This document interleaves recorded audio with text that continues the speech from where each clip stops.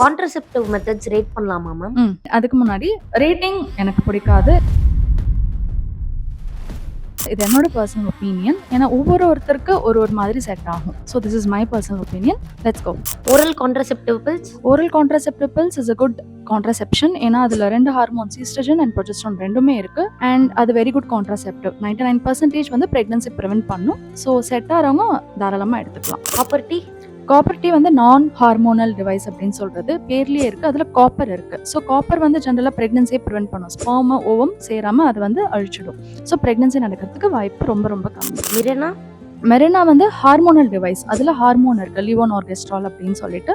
அது 99.9% ரொம்ப சென்சிட்டிவ். ப்ரெக்னன்சியும் ப்ரிவென்ட் பண்ணும்.